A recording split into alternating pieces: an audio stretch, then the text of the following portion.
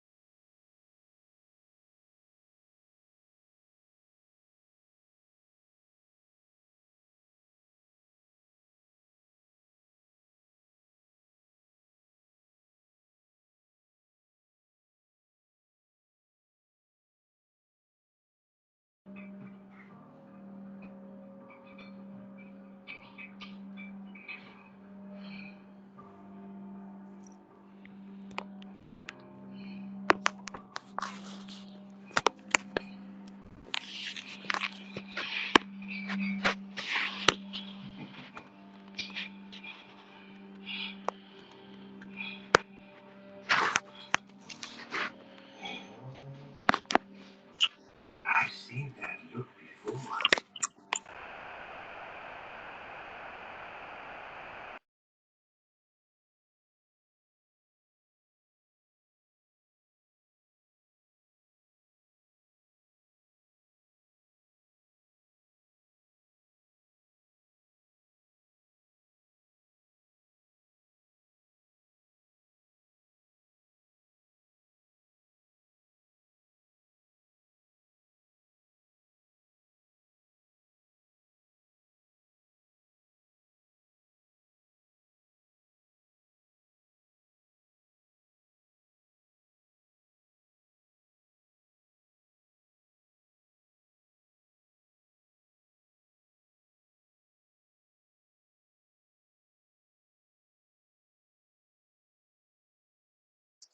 Hi, can someone respond and let me know if you can see the screen, please?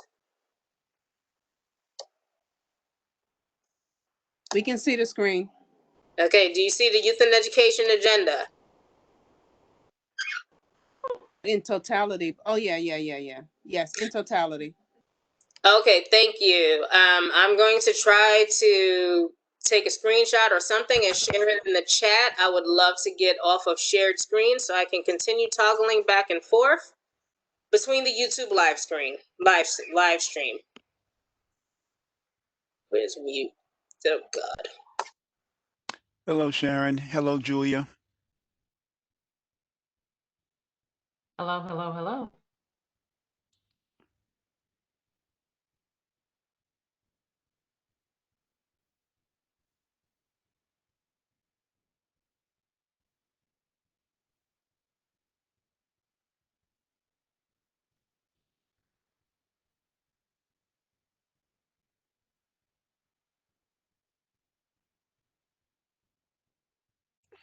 Let me see.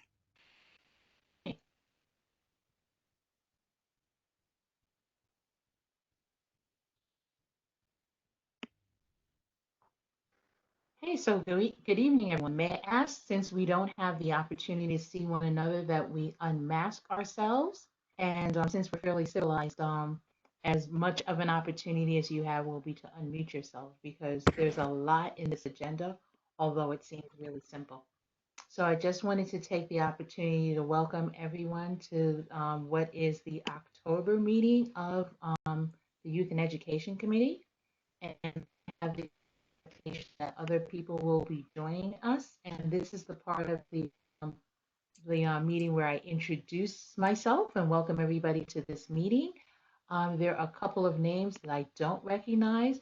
Ms. Hyatt, I have not seen you in a meeting before, I don't think. Would you briefly introduce yourself? Yes, if you can just give me a minute, come back to me because someone's watching TV and I need to put in my headphones. Okay.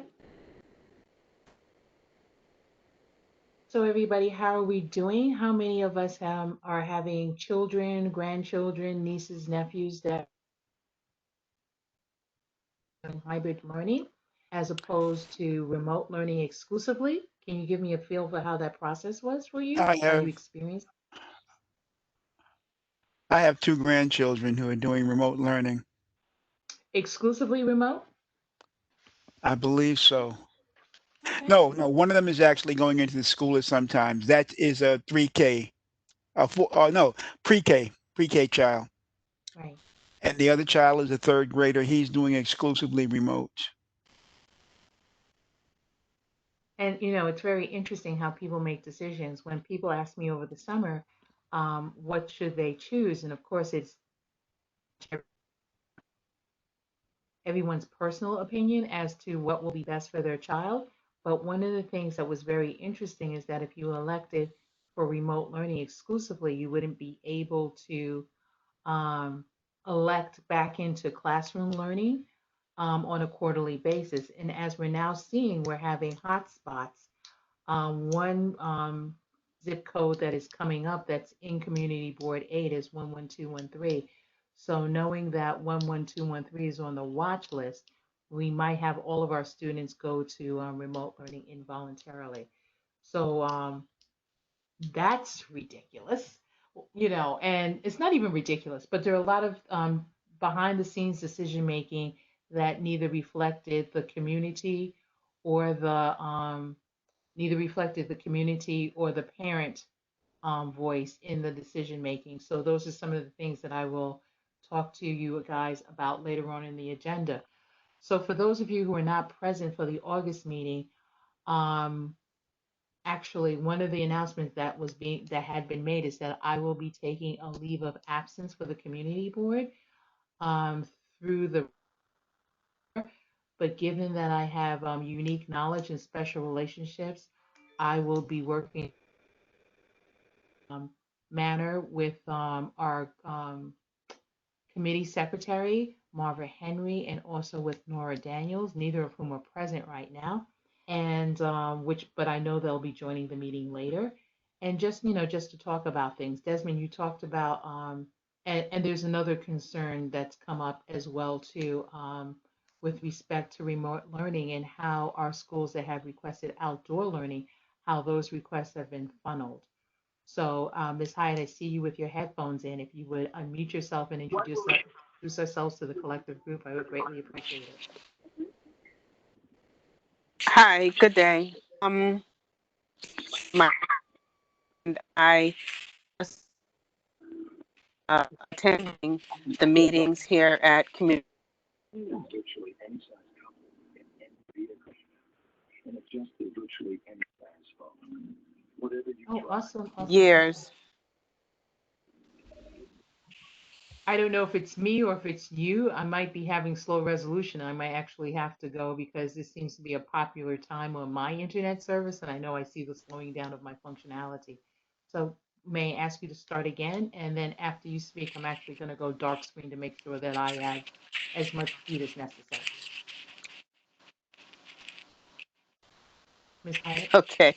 Um, I Yes, I am on St. John's between Troy and Albany, and I just started to join a lot of the meetings for Community Board 8. Actually, I just found out about a community board.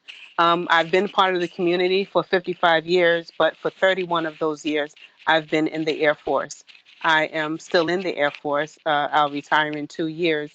But I wanted to regain the block association that was here years ago. And I was told that in order to do that, I should become a part of the board of the Community 8 board. And so I have applied to become a board member or what have you. Those things are done, I think, in January, whenever, but I have attended the meetings. I started with the land use meeting last week. I attended another meeting. So it's important to be a part of the community as a whole. not just live on the block and do what I need to do for my block, but to understand how this community is working and how things are being allowed to be done. Thank you for that. Very much true. Once you start attending community board meetings or become a member of the community board, you no longer look at the happenings in your community um, through civilian eyes. You understand what's wrong and how it needs to get resolved. So thank you so much for that. And with that, I see Ms. Atkinson has joined us, and she's a new community board member and therefore a new committee member.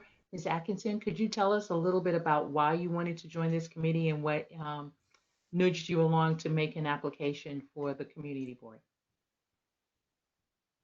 Okay, actually what made me decide to join was there was an issue going on in Kingsborough where they didn't have any hot water, they didn't have any heat over the winter time, and no one, actually I was on the news because of it, because no one was actually talking about it, and it was going for weeks. And wasn't just like one walk, it was like it was in the whole entire housing thing. No one was giving any answers. And so I decided to call and call the community board and ask, could they call and reach out to somebody, because it's ridiculous. You have seniors and you have kids that's not being able to take showers and things like that. So I made the call. And then one of my coworkers, because I work for the city, said, why don't you apply? And he was like, you're wonderful. I was like, let's see, because I'm an advocate. So they're like, why don't you try? So I applied, and then I got the email that I was actually accepted. Also, why I'm in the youth and education is that I am a former educator. I also was a trainer for NYPD for 14 years. I'm also a PTA president for one of the local schools that's actually up the block from the community board office. I'm also their school leadership team chairman. So I'm heavily into my daughter's school. They're the new junior high school in the district. So I was recruited to be one of the first parents. My daughter will be one of the first graduating kids. So I'm very into the education. And I used to be as what do you call them? When it was an education assistant for a public school in District 17. And before I decided to change over into law enforcement. So that's why. So Ms. Atkinson, welcome. One of the hot button issues right now going on in terms of representation citywide is the role of the SLT and the DLT. And I'll fill you guys in a lot of about this. I've been in a lot of meetings this week, and I wanted to share a couple of things. Well, share quite a few things, and give everybody some tools. Nora, I see that you've just joined us, and I told the assembled body that I had been taking, and I've had conversations with people individually, that I was in the process of taking a leave of absence and that we would work collaboratively, myself, you, and Marva, to keep the committee running. And since there's so much stuff happening, I just took it upon myself to lead this agenda because there's so many multiple sources of information. And one of the things that I also hope to do, one of my accomplishments for this meeting, was to be able to help everybody see where they can find interesting information and point out some things that directly have an effect upon us. So with am I doing on time, everybody? Am I where I'm supposed to be on the agenda? Okay, so a little bit of what's going on. Good, I'm still on time for the agenda. So a lot of things are happening in terms of the opening of schools, and there are a couple of bodies that have meetings that that you will gain a lot of information. One is the Education Council Consortium, and they met last Saturday. That group is comprised of the presidents of all 32 community education councils, plus the members of the citywide organizations, and they have a few alumni members. And one of the things that we see that is somewhat chaotic has been the school reopening process, and it's uneven in districts. Some districts seem to be having less, or getting less, and there's the absence of communication. And we're particularly concerned about children that are in temporary housing in terms of their access to be able to access for internet so they can access remote learning, as well as how devices are being distributed, as well as how their parents are being communicated with. So Julia, I know you're on the line. Can you help me so I can share some information on the screen because I went to some specific places that I wanted everybody to know that that's where they could go to for information. And what exactly do you need my assistance with? I don't know how to share screens, darling. I'm sorry. Give me 1 second. I'm just waiting for the noise to pass. Okay, so if you go at the top of your screen, you'll see Cisco WebEx meeting info, hide menu bar. Underneath that is the menu panel. Okay. If you go to share, I did share contents and it was able to share the Microsoft Word file that I had open, but I also had like 4 others open and it shared all of them, which is not which is What not you what had I wanted. intended. I'm sorry? No, which is not what you had attended. So share content. So I'm going to share because it's in my web So browser. Sorry, guys, to be an experiment it's to get it where? done. What, So let's see like if the it's sharing. what are you trying to share exactly, pray tell? I want to show them where to go to on the schools.nyc.gov website. How Okay, they if can you find information. go to share web browser, and then that should pull up the web page that you're looking at, and you can also copy and paste the address link into the chat. That way, everyone else will be able to copy and paste it Okay, into their own perfect, browser and open it up as well. perfect. Why y'all Okay. trying to act like I'm like technologically advanced? I'm really not. I'm really not. Well, you probably need to have a screen each and every. So what I'm going to do is I'm going to put the link into the chat as you, and I apologize. Oh, Because no, I no, would I'm like to be joking. I'm more joking. savvy than I am. So the first link I'm going to put up, and I don't know if everybody has access, is actually the page from www.schools.newyorkcity.gov, and it's about the parent educational panel. And parent education panel replays what had been the Board of Education before mayoral control. And the reason is PEP meetings. But if you want to understand what's going on, you really have to drop.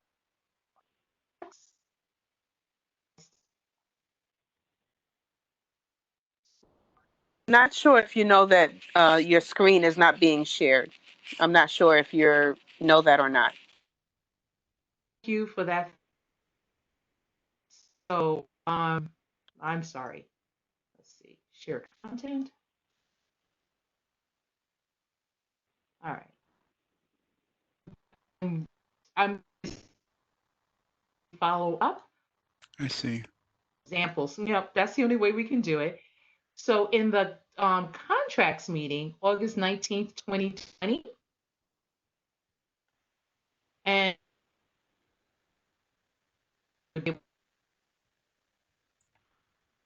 be able to cut stuff down. I want to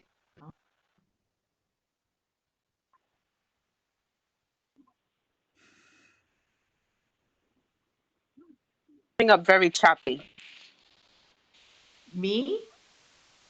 Yes. Yes, Ms. Off. Wedderburn, your bandwidth is really low. I don't know if you turn off your video, if you'll still be able to share your screen, but I do know that in times past, turning off the video capabilities has actually increased the sound quality of participants.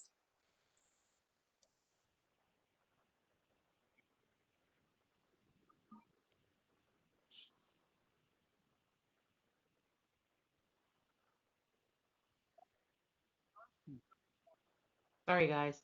See, I had all of these things I wanted to show you. So let me turn off my screen.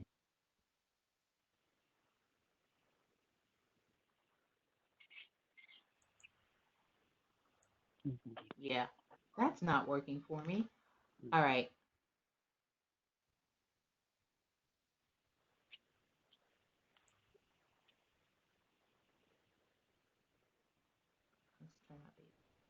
Mhm, mm, mm, mm, mm.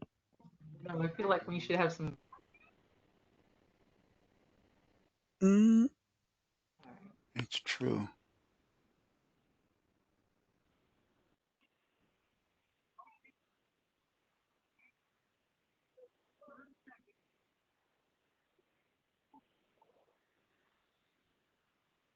I'm going to stop sharing and see if that's going to help. I tried. Technology is not working for me. Let me turn. Miss Wedderburn, if you can email it to me, I can try to see what it is that you're sharing and see if I can't like drop it into the chat or share it um in some way. Okay, This is your good way we'll to not do that. go in and see it. So, And so basically, someone needs to the be muted. I don't let me just get that person. Okay. that might be me because this is what happened on the stage, but I can't mute myself. So, as I said before, and having so so there are a couple of things that I want everybody to be. One, um, there have been challenges about how information has been disseminated.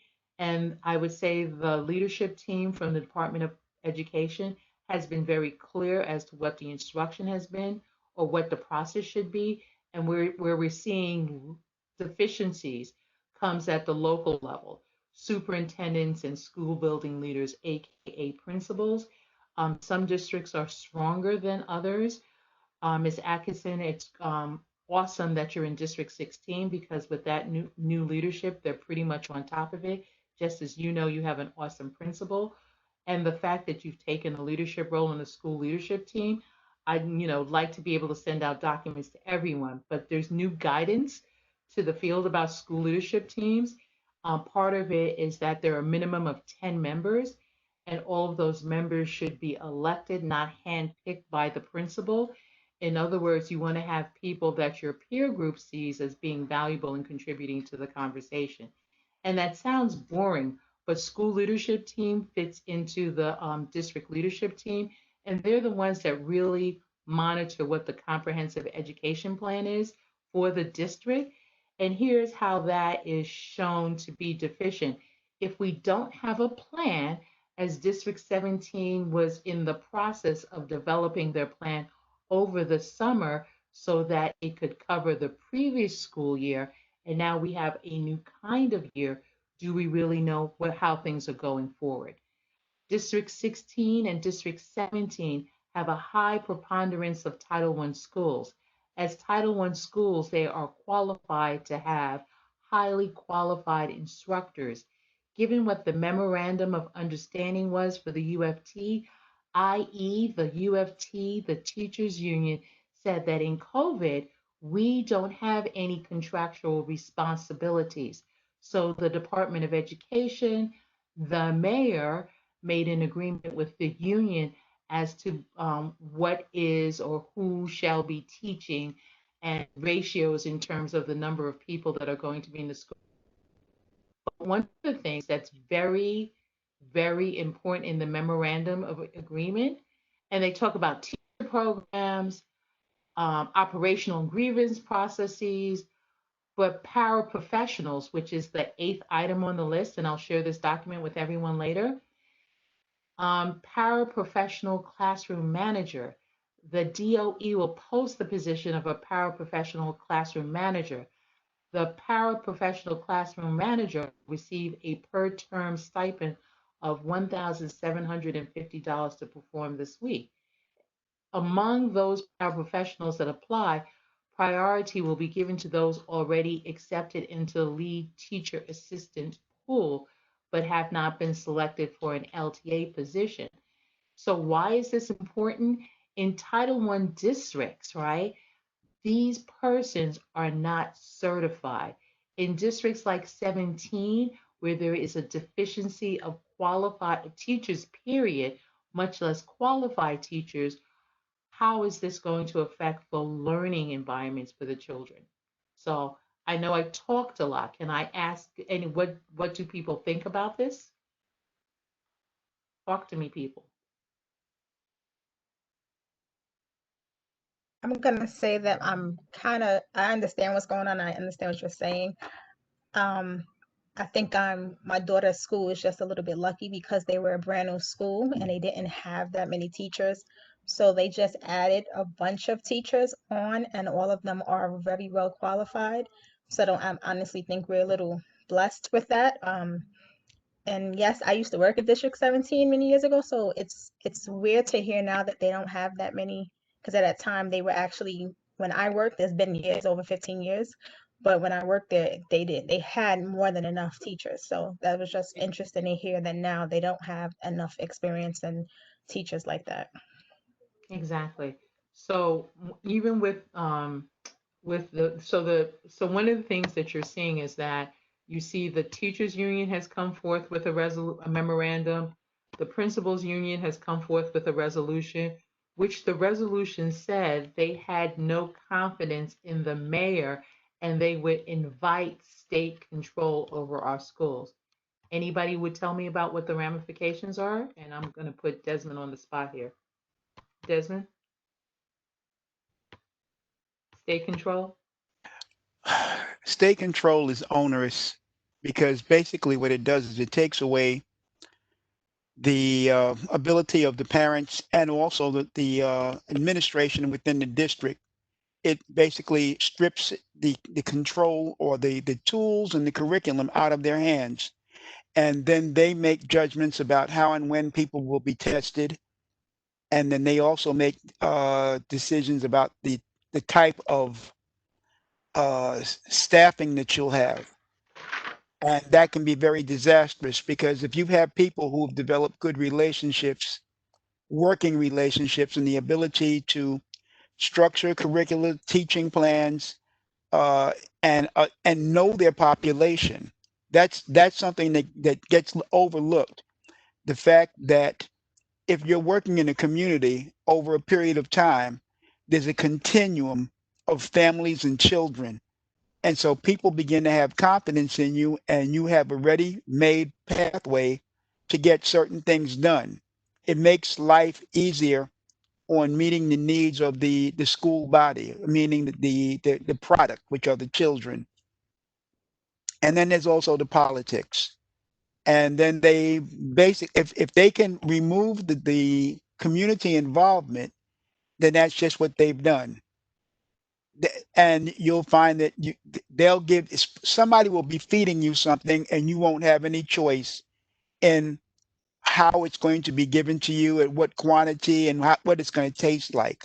That's kind of an analogy, but in the long run, typically people come out losing when you have being taken over by a larger entity, meaning the And state.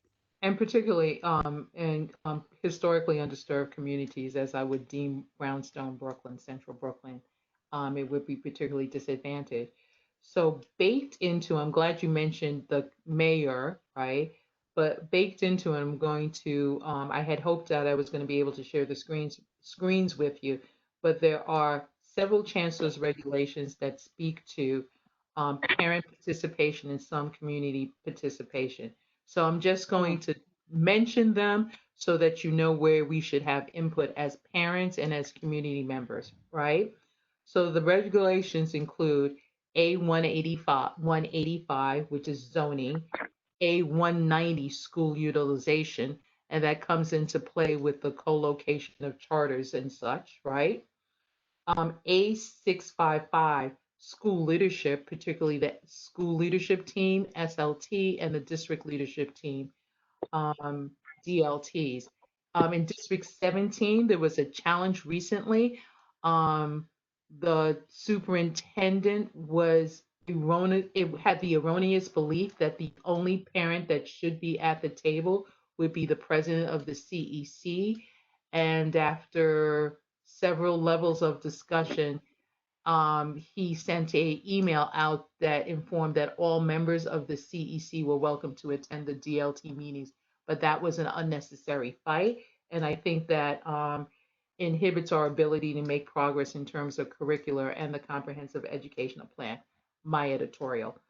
Other things that parent engagement is not is it's required are the school-based budgets, which is school leadership team responsibility, the D120, which is ethics codes for parent and SLT, and then there's a whole modicum, I would say, of alphabet soup, the D140, 150, 160, and 170, which addresses CEC and citywide parent representation bodies. So that will be part of the follow-up. Marva and I will collaborate on that just so you guys have a reference for that. So I'm going to pivot a little bit and talk about the hot button issues that we need to look for in the next few weeks. One is what do we do about attendance? You know, what is the attendance policy in the time of COVID? And the attendance policy by the principals, and the principals must share that with the school communities in the next month. And it's complicated, but each school should have policies for the elementary, middle school, and high school. When the state looks at the district, they look at the whole district, meaning all of New York City. So it's incumbent upon us that are in our different silos, 13, 16, and 17, that we support the efforts of the CEC to be able to have this information. Also, what we don't have any clarity about is curriculum and grading policy. What are our children being graded on? What are they being taught? So that's a conversation, right? Recently, the the ECC had a meeting with Michael Mulgrew, and they continue to be engaged in that conversation. Another hot button item is testing. Reasons I was pointing you to the Sharon, contracts is yes, go. who's Michael Mulgrew? I'm sorry, Michael The Mulgrew president is of the the president of UFT. UFT. Okay, thank you. Sorry. Um, Testing for COVID, because you know that children are going to be tested, and there's a whole permissions policy. But the vendor that was selected to do the testing is a genetics company who intends to keep the samples. So Mm. there's going to be more discussion about this, because one of the questions is, why can't I, as a parent, and Lisa, you're shaking your head. You see what I'm talking about? Why we have to be, vigilant in all of this? Why can't a parent have their child tested by their own doctor and be certified? So, they say, this is what we're going to do, and we have to say, this is what's not going to happen, right? And it's like, well, why do you want to keep the samples? You know, and you can see how that's been misused and abused, from Henrietta Lack to the Tuskegee experiment. It just makes, raises the hackles. So that's going to be a problem. That's Um, scary. I'm sorry. right? So scary. So, Okay. I hope that all of us that have little ones that are near and dear to us, and not so little ones that are near and dear to us, that we become our advocates in all of that, in that process. So, yeah. Excuse me. I guess my only concern would be assistance for those that don't have a doctor, or those that are, that say that they are unable to get that test. That, we as parents that are coming to these meetings, we, have that ability, or, but there are quite a few that may not. And yes, I'm not agreeing that they should be keeping our stuff or any of that. I'm just saying, my only question is, has there been a consideration for those that don't have the capability of having someone? It's So, just a I mean, thought. no, that's one of the reasons why there is a provision to have the COVID testing, so it's quick and accessible. But and it also requires that a parent or guardian be present. So that still doesn't address the parent that's unable to go to school. And those are things that need to be worked out and to be made clear. So I expect, and I know that they're working on these policies, that they'll have more clarity about the policies, next week, because this week is almost over, next week, right? Or soon thereafter. And, one of the challenges is this is a pandemic and this is an unprecedented time. However, there's so many things that come up as you go through all of this, and you want to be able to protect the children. So there are a couple of things, and I promise the next meeting we're actually going to go through a charrette about looking at the contracts, because the contracts are very telling how much we acquire things, how much it costs to acquire things, the length of contracts, the amount of money that we're paying out. Because you will see where the funds are expected to come from when you're looking at these contracts. You will also see um, favored vendors. Why are they favored? Is it a matter of quality, ease, or pricing? When you have something like you have to acquire all of these learning devices, is it the fact that a vendor is chosen because they're able to guarantee a minimum in quickly, or if they're the quality provider? So you'll see all of that information. And the money is astounding, astounding. So, for example, providing the mobile Wi-Fi devices, that's from one vendor, but it requires the collaboration of Verizon, which is the vendor that was chosen to provide the broadband access. So, looking at all of those hinky things. Breathe, right? And one of the things that came up too is looking at mayoral policy. I know you really have to look at the politics of all of it. And I know when um, Michael Bloomberg had gotten blanket approval for mayoral control. And as we went through mayoral control and we saw that communities weren't being included in the discussions about what happens around our schools, it began to get modified. And one of the things that the council did is that they extended, or not the council actually, the assembly extended mayoral control a year at a time or 2 years at a time. And in the last negotiation for mayoral control, so now we have a mayor in his second term, right, who's not trying to seek another elected office, because one way you keep the accountability is that if someone wants to continue in service, then you have the reelection button, yay or nay, right? So you don't have that control anymore.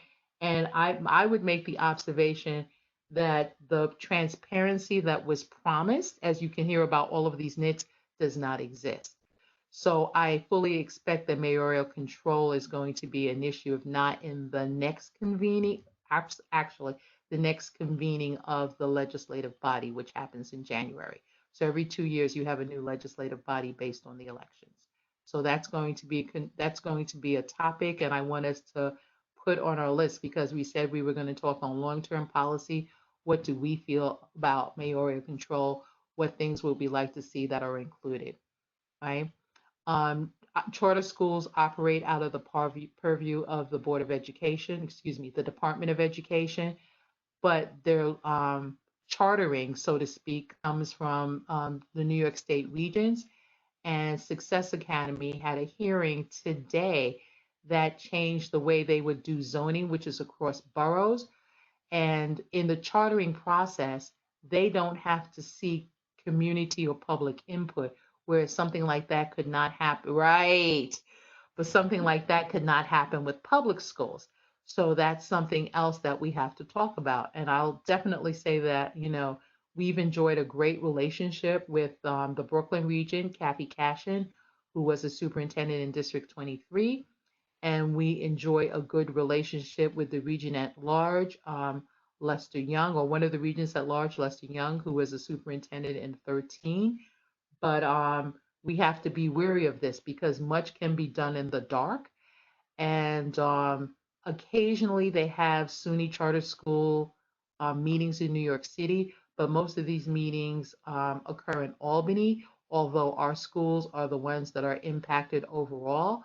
So again, in terms of, and Nora, I keep putting on this on a long-term advocacy, having more of those meetings in New York City to make it more accessible for us to be able to give our input. because it makes it onerous that you have to take time off from work and then incur the expenses to do the advocacy. All right. So, long term in terms of advocacy. Again, guys, I'm talking a lot. Please talk to me. Talk to me about what your concerns are, what your issues are, what you'd like to see us deal with. Sharon, can you hear me? How you doing? All right, and you? That would be Audrey Tate Hall, who is joining us from her cell phone. Yes. Yes. My question is, right, I was listening to the news, and my question is this testing? They have brought in some quicker way of testing the teachers and the students for COVID, Mm-hmm. and my concern is that it's not accurate. Okay. It's not accurate at all. Okay. I believe Michael Melgrove, was put on point about it, and I just made a big smile, Audrey. Yes, he was. mm-hmm. And I don't know if you had joined us at the point where I talked about the vendor for the COVID testing is actually a genetics company. Which That one, was for the quickie or the 3-day thing? the 3-day one for the students. Mm-hmm. And it's a genetic company that wants to keep the samples. Oh, really? Right. So I wanted to share, and I'm sorry, I'm technology challenged, but I wanted to share, and I'm going to provide the links in the follow-up of looking Uh-huh. at contracts, because we actually have to look at our contracts to understand what's going on. If you want to know how things are going to happen in any entity, you must follow the money. Look at how the money, and that determines the policy. Right? So how was this vendor chosen? Why were they chosen? Do they have a track record? Are they offering a price advantage? Is there some service level agreement that they're going to be able to provide X number of tests with this percentage of accuracy? All of that Mm-hmm. information should be in the award or the RFP answer, and you can find Mm-hmm. that in the contracts. So I would like, one of us to take on that responsibility of looking at what's coming up in the contracts meeting. It's once a month. You don't actually have to go to the meeting, but it's very easy to go to meetings now that everything is virtual. And take a look at that money, how that money's being expended, even if it's just to look at the spreadsheet. And also, one of the things that's come up, aside from the whole decision making around outdoor learning, um, was as it was described to me by a CEC president, that they basically leapfrogged over the community to make the decisions happen and made it a multi-agency response. But the end result was, for example, a school that had 705, which is located on Classen and Bergen, or excuse me, Classen and St. Mark's, made a request for outdoor learning on Tuesday, but had not gotten a response that was sufficient because they didn't have the personnel to meet with the requirements.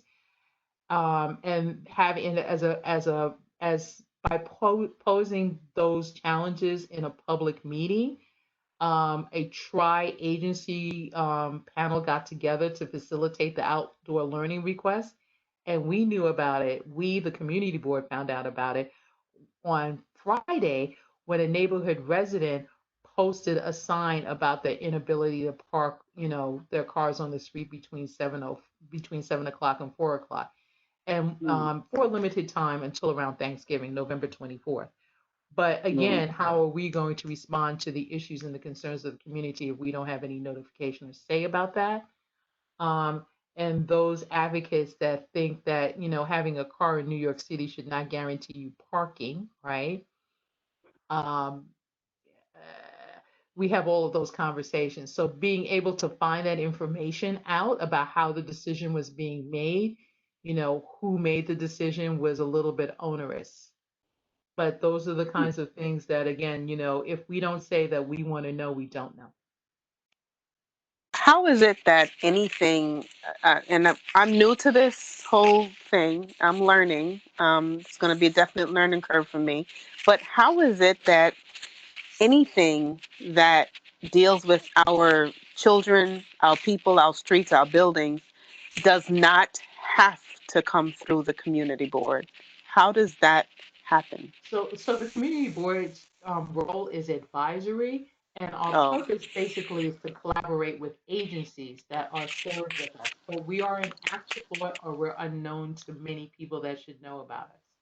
But pause for 1 second, Tiffany. I see somebody whose phone number ends in 54. Who are you? I'm asking, hello? Someone who's on the line whose phone number ends in 54. Who are you?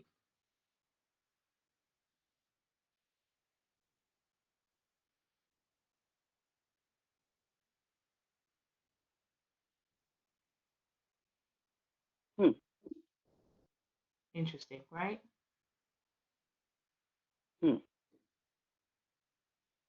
Hold on 1 second.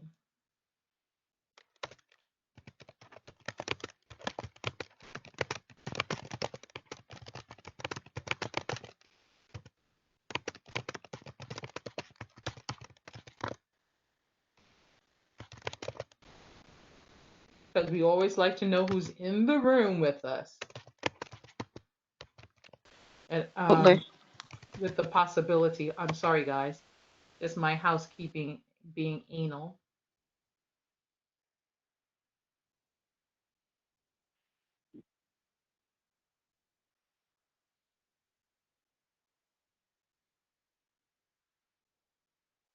All right, thank you. I'm trying chat this. But anyway, so yeah, so mayoral control is going to be an issue. Also, I'd love to give a shout out to the family and community engagement of the Department of Education. They have done a tremendous job in a difficult time, and they are the reason why we know what's going on. So I've spoken for what, the better part of 45 minutes about education. Is there anything else anybody thinks I should talk about? Or questions, queries, gaps? Because I'm going to give this feedback to my peer group. Okay, thanks. It's Miss Jordan that's on that line that ends in 54. I was like, who is she? And we need this for attendance records. Thank you, Jenny. Um, Can you hear me? can you hear me? Oh, this is Miss Kinsey. Hi, Regina. Hi, how are you? Fine, thank you. Good. I wanted to discuss the mayoral control a little further because I remember when Bloomberg took control, because at that time my son was still in elementary school. I was never in favor of it, but if I could remember, like you said, back then it was blanketed and almost everyone was willing to try it. But since then, especially since de Blasio have taken the reign, I have long called for the control to come back to the parents. And since you're mentioning it, is this something now where we should be rallying around and calling our assembly people and our Senate to not allow this to move forward when it's time to go back? Because the last time he couldn't wait, de Blasio couldn't wait to get up to Albany. He was salivating at the mouth to keep control, and I couldn't understand why. If you could shed light on that, please let us know. But like you say, it's going to be a hot button item. Is this something that you don't support or most of us don't support? And how can we make sure that this doesn't happen and try something different moving forward? So the way it's up in the age of COVID is that school reopening was a political choice, right? Not a choice of professional educators. And the implementation thereof was left to those who are professional educators. So what Mm-hmm. does that speak to? Do we want to be led in a political process in schooling, or do we want to have professional expertise? Yeah. So I think yeah, we have to end this. We have to make sure that our children's education comes first. It should not be about politics, and the parents have no voice. At this point, my son is grown and he graduated college, but I'm still very much concerned about our children's education and our children's well-being and sustainability in our community. So the leadership on this comes from the Education Council Consortium, and they've been very good with that. And they collaborate with a number of other organizations. It's my expectation that they will have some sort of policy or opinion paper prior to the beginning of the next session. Mm-hmm. Okay. Okay, well, thank you. Will that be brought to the community board, or is that something that we have to look out when we deal with what was it that you said that you were trying to pull up? So I'll share the memorandum so you guys will have historical background, the UFT memorandum and the CSA memorandum. But certainly I'm in those rooms where some of those discussions are had, so I will definitely share, because as I explained to our chair, Ethel Tyus, each committee and the committee chair thusly should be the subject matter experts about those kinds of things. But if, when I say, because collaboratively, each of us occupy different spaces, that we would know about what's going on in our own neighborhood. And I'll give you an example. One of the principals came to a parent and wanted the community board to advocate on his behalf, right, regarding an after-school program. And my response, because it was a quick text, was, And it's because I knew the history of the principal, who often has skirted rules or doesn't want to hew close to what, Department of Education mandates are, requirements are. And the first thing I directed that parent to do is ask to take a look at the budget. Where did that money come from? Because the requirement was that the money for after school programs go to 501c3s. So the fact that he can't use his program of choice says that his program is not a 501c. We say, so I don't want us to be blind advocates for anything, but to have the knowledge behind that. And those are the kinds of things that you need to have the expertise, to be able to have the relationships with. So, Mark, I know one of the things that you wanted to do was to make sure that you're a part of this committee, and I know your other involvement in terms of policing, specifically your interest in the interdiction of youth and policing. Is there anything new that we need to know, or any initiatives that you think should be part of our advocacy plan for this year?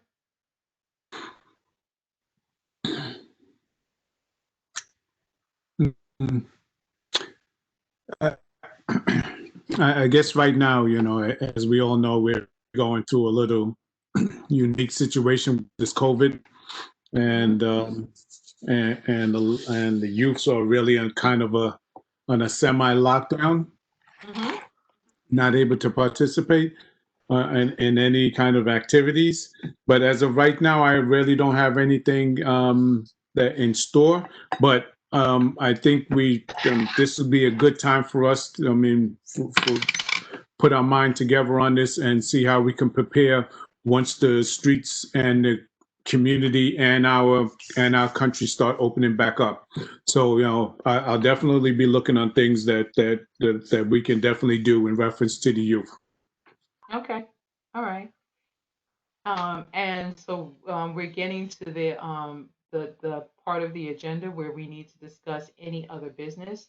So one of the things I'd like to bring forth to the committee is that we do not have to meet. Our bylaws changed last year. The community board's bylaws changed last year, where we do not have to meet every single month, which had been the previous requirement, but we could meet when we deem necessary. And we had a meeting in August. So we didn't necessarily have to have a meeting in September. We're meeting again in October, this meeting. I would propose that we don't meet in December, but we meet in November, and then we meet in January. So I'd like to propose that we skip the December meeting and that we also skip the March meeting this year. How say you? I second. Okay, just as a point of clarity, your November meeting would be scheduled for Election Day. That's even more of a reason not to meet. In November, Which is something that Quasi, which is something Quasi had advocated for many years, and I was insistent that we meet, irrespective of the fact that it was on Election Day. Okay, so you want to meet on Election Day. No, we do not want to meet on the Election Day. Okay, do you have an alternative date in November then? Or No, did I just hear you say you wanted to meet in November and not December? Not December. Sharon? Yes. I'm confused. Okay, I was trying to say something, but my connection dropped. Okay, go talk to me. I was going to ask you, in the past, you had assigned or you were thinking about assigning homework or particular points of interest to have members of the committee look into. Would you want to wait until next month to do that? We can begin the conversation now and continue it in the future. Talk to me, Desmond. I'm just well, I don't know if you've spoken to Pam, and Pam pulled me into her collective, but Talk about what the collective is, its mission, and who Pam is. the collective is basically about getting Title One funding and getting it and what Title One is and what all the other Title Two, Title Three, Title Four, but Title One predominantly because of our district having a lot of lower socioeconomic. The way though you can get funds, federal and state funds, and how they and the rules for having them dispersed, how you organize schools so that you have different varying levels of teams and interlocking connectivity and collectiveness so that the ultimate product is the best education for everyone so that you benefit the children who are academically superior. You make sure that the children who may be behind get caught up, that whatever resources are necessary for them are made available, and that they're always done in a way so that there's no scandal involved. The parents are involved and the parents are educated to follow through with the process. So, in other words, you want to make sure that Title One monies are used for equity. Equity plus. Okay. But going back to the point that Mark made, which is something that everybody that I've heard other parents in grocery stores discussing. When the pandemic first started, a lot of parents who were quote essential didn't have the ability, they didn't have the experience, the time, or the ability to make sure that their children were properly taking advantage of remote learning, or they didn't have the resources to properly do remote learning, or any number of a combination of things. And so there's been lost time, and everyone knows that when children have the summer off 2 months that they regress unless they're actively involved in a program to keep them sharp and to maybe even advance them. And what's happening is you're losing a year in students' lives. And if it's small children, then that's extremely critical because that's all developmental stuff. And everything here is a big crapshoot. So if there was anything that we would want to do, we would want to try to get the most effective parsing of those funds into the communities and learning how to do that. Well, one, I think you're on it. Two, right? Because you're working as part of that collective, and I think that's absolutely like that would be your bucket, your point of interest that you would consistently bring back to the committee. Okay. That's what I was just doing. Yeah. Okay. Yeah. Thank you, But Desmond. but from my past experience, I know that uh, Many hands make light work. I'm with you on that. Okay, and so when you're talking about the future of our community and our children, I made a point a long time ago about a situation where one child that I knew of did extremely well, but that child's last tenure was the entire tenure of the CFE case. Oh yeah. And that if all the children leading up to and through the end of the CFE case, which still didn't solve any problems, campaign for fiscal equity, when a parent in Harlem took the state to court because New York City had been underfunded. So I'm just explaining that because I got called out for that before I ever joined the board. I brought that up and they said, "How do you know if everybody knows what that is?" Long Thank you, story Desmond. short, And I'm long just story, gonna. long story I'm sorry. I'm short, just gonna. long story short, the parent ultimately won the case after 13 years. The award was for $440 million. It's about up to about 4.4, $4.5 billion now. And New York City still hasn't gotten those funds. Right. And so Right. if you're talking about the children of this city being equitably educated, and other people will always make the case that dollar for dollar, that it costs more to educate kids here. It's also harder to do everything here. And that's Well, because of this, and that's because of the system. And you alluded to that when you said talking about contracts and looking to see how much things cost. yes, Desmond, that's what I was alluding to. So thank you for that. And we know that there are advocacy groups that are specifically focused around the campaign for fiscal equity. And I just want to be very respectful of time because I have some ask of the members assembled, just in Sorry. terms because I am, as I said, will be going on leave. And I wanted to make sure that everyone had access to the same kinds of information that I had. So there are a couple of things I'd suggest. I'd suggest that everyone sign up to receive the mail that's put out, the emails that are sent out by CECs 13, 16, and 17. That everyone who is on social media go to ECC's page, Educational Council Consortium, and like them or friend them so that they can also receive a stream of their information, right? To make sure that you take a regular look at the DOE's page so that they know when they're going to be panel for educational policy meetings, as well as they can review the contracts that are given. So contracts and PEP meetings are separate.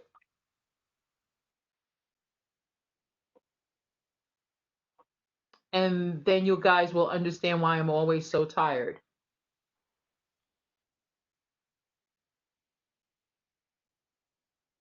Excuse my ignorance, but how do we sign up for the? So you send an email to CEC 17, CEC 16, and CEC 13 separately and say, hi, I'd like to be added to your mailing list. Okay. CEC stands for? Community Education Council. Okay, sorry about that. No worries. Desmond is always after me for using acronyms. Are we able to send information out on an email with a spreadsheet identifying the names and and the websites so that we can just go from there? Yeah, that would be amazing. But that's labor intensive, and that's something I don't have with to do, which is why I'm telling you to email it. But Okay. but Mark, you reminded me of something because you had sent out a spreadsheet that asked for the contact information of the parent leaders, and I wanted to address that. I have that note to talk to you about that. And specifically, there are a couple of things that are happening. The PTA elections were postponed in the spring, which is when they happen. They have to be completed by October 31st. So by November 1st, we'll have a whole host of new leaders. So that at that time, we can update that information. And I'm sorry if it feels a little bit ad hoc, but one of the things in a virtual environment is that they had to figure out what would be the best way to do it. And one of the conclusions that they came to was to have the parent coordinator of each school actually conduct the election. So the delay comes in the fall because the parent coordinators needed to be trained as to how to conduct that process. Lisa, have you gone through that process yet for the elections? Unfortunately, the school that my daughter attends is actually is small. She's it's about 42 eighth graders, 40 seventh graders, and their numbers jumped for sixth graders. So they're double that, so they have about 80 or 90 sixth graders now. This the first. So this is we don't have a parent coordinator, and our elections is actually supposed to be October 14th.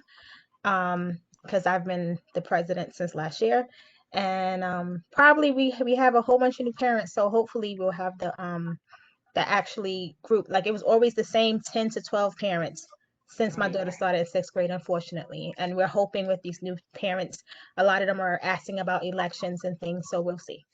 So October 14th is our day, but I did the trainings that they have the parents doing that who was previously in the PTA. It's very confusing. They want you to do the Zoom meetings and they want to send out codes, but if you have 1,500 students, how does it process the codes? So I have another training tomorrow. Like, they're going to do a mock election, and it was very confusing the last couple of meetings. I see a lot of issues happening with the actual elections for these schools, because it was very confusing, and parents was asking questions and parent coordinators was asking questions. It was very confusing. So I don't know how this is going to work out. So Lisa, I have a very good relationship with your district and with Mhm. your principal. So one, I'm going to have a conversation with Principal Carr. Yeah, me and Marcella are very good friends. So yeah, yeah, me and her About are very good friends. a couple of issues. Mhm. And it's particularly her budgetary requirements for having the parent coordinator, because we might be able to shoehorn something in. No Mhm. promises, but a thought. And Mhm. also to have Camille, which is the person in the district office. If you guys, if you don't have, I know Camille too. okay, so if you don't have clarity after tomorrow, circle back to me and see if we can work with it, because we It's actually need everything to be done. I'm actually okay. The meetings, Okay. I'm not that worried because hopefully we can handle it. I Okay. just think it's going to be very confusing because what the requirements that they want us is to do is actually put out for it to be anonymous for the actually elections. So they want to assign a code to each parent, and the parent is supposed to vote. The problem is that a lot of parents don't sign in to some of these meetings and things. So it's going to be, that's the part where I find it interesting. My school is small, so I'm not too worried about that. But for schools in a district that have twice, like 3 times, 4 times the numbers of the kids in my daughter's school, I can see there being an issue. Gotcha. Gotcha. All right. So we'll just work on that. Mm-hmm. It just boggles my mind, and then we'll talk about maybe December or January what the new PA the parent leaders election is going to look like, because they're changing the system. Mm-hmm. Mind boggling. So Mm-hmm. at this point, I'm going to ask, is there any other business? No, did we settle the dates for the next meeting? What I will do is I will confer with Julia and Michelle, and then I will send out the listing of meetings, because I also have to confer with Nora and Marva, because they'll be principally responsible for the facilitation of these meetings while I'm on leave, and then get back to the committee as a whole. Okay. Okay. So I'm sorry you have to keep asking that question. It's just me going on leave that's creating a lot of, I want to make sure that I'm not making decisions unilaterally.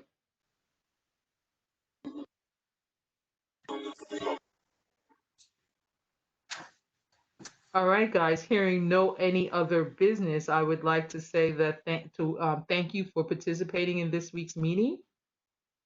And if there's any feedback, anything that you need to communicate to me, you have both my email address and my phone number. Please feel free to reach out. Thank you. Okay. Good night. Good night. Good night. Good night.